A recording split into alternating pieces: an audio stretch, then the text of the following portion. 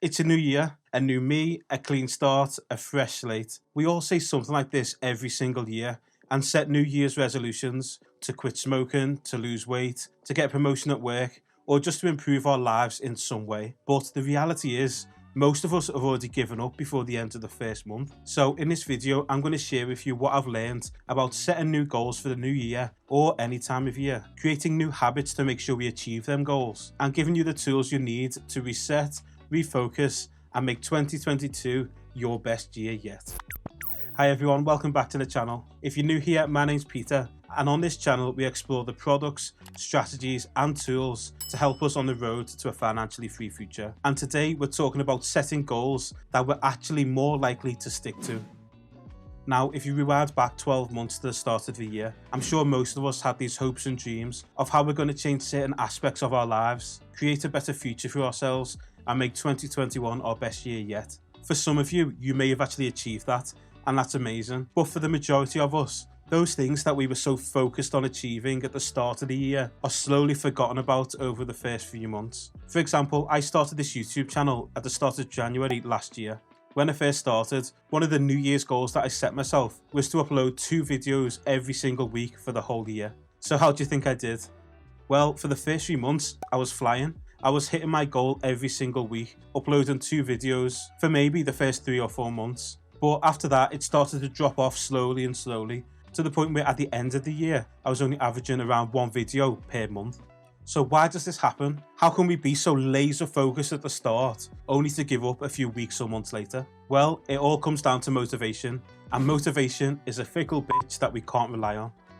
An article on Wiz Domination says, motivation, broadly speaking, operates on the erroneous assumption that a particular mental or emotional state is necessary to complete a task. To put that simply, motivation is waiting for us to want or to feel like doing something before giving us that push that we need to get started. So if your goal is to go to the gym every day, at the start this could be very easy because motivation is your friend right alongside you.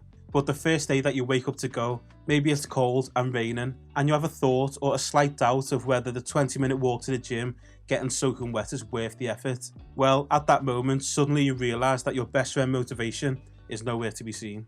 So instead of relying on motivation, discipline is what we need.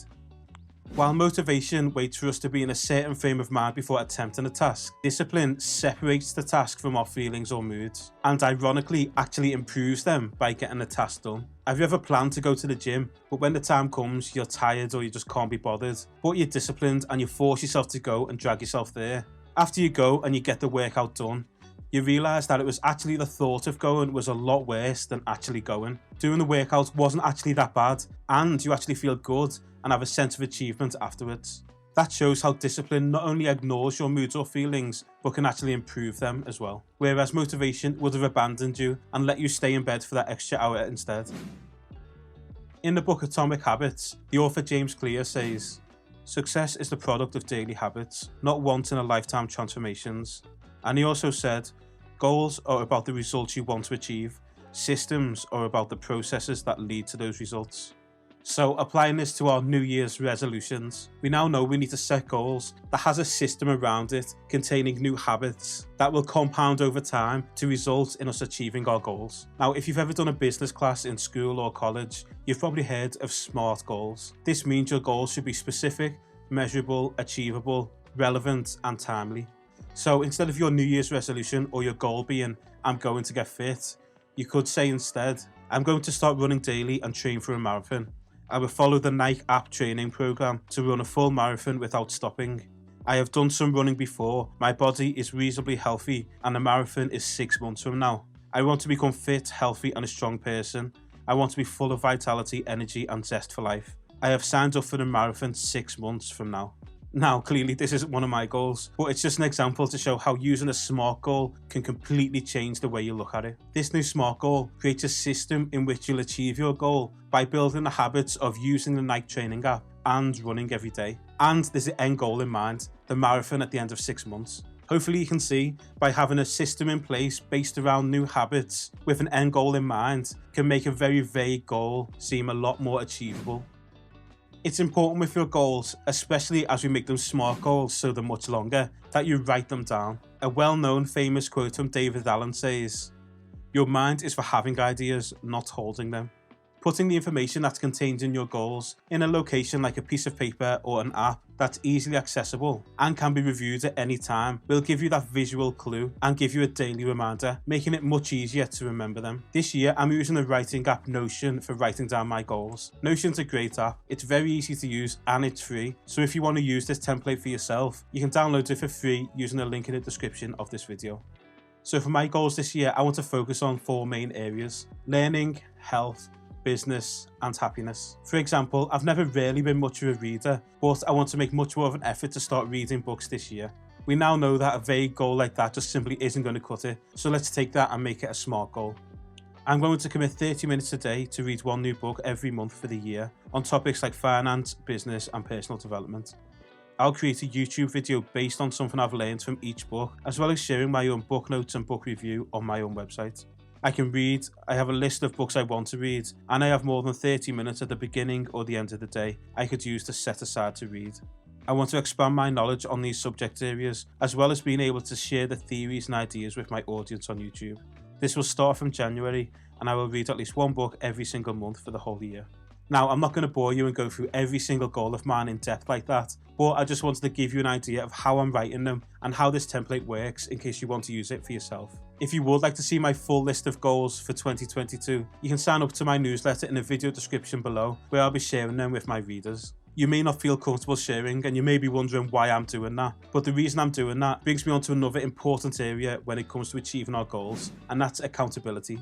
Let's go back to the scenario we used earlier on in this video. You wake up at 6:30 AM, it's dark and it's cold outside, but you know you've set the goal of going to the gym every single morning. Now you've got 2 scenarios. 1, you haven't told anyone about your goals to get fit or your intention to go to the gym every single day. So if you stay in bed for the extra hour, no one's going to know any different.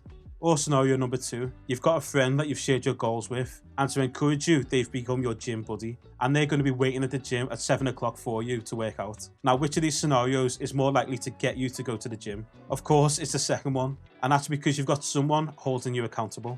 Accountability can sometimes be viewed as a negative because it brings a fear of potential judgment or letting people down. But if you have the right accountability partners, i.e. people who actually care about you, then accountability can be a great source of motivation, encouragement and pride, which increases the chances of the desired outcome, which is you achieving your goals. There's so many different accountability types out there, and depending on your personality and your goals, some of them may be better for you than others. But here's a few examples. Telling a friend. Share your goals with a family member or a friend, someone who loves you and wants the best for you, someone that you know will check in, encourage, or even better, will get involved and do it with you. Choosing the right person is key, because you don't want someone who's going to judge you, make you feel bad or embarrassed, but someone who's going to support you and your goals no matter what. Sometimes attempting to achieve our goals can be a lonely road, so joining or creating a group of like-minded people who are trying to achieve the same thing could be a great way not only to make friends, but to stay accountable and make your goals much more likely.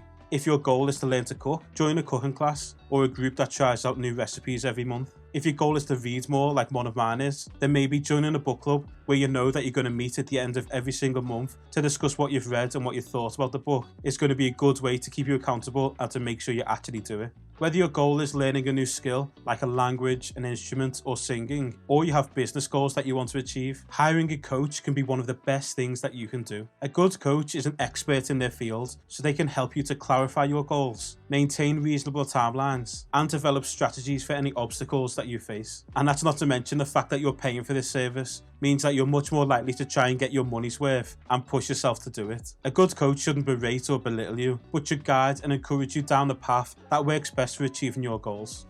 Another way we can all be accountable is here on this video. You can leave your 2022 goals in the comments on this video, and then we can then give each other encouragement and support. And as well as writing them in the comments, don't forget to download the 2022 goal setting template from Notion using the link in the video description. Thank you so much for watching. Good luck with your goals, and I'll see you in the next one.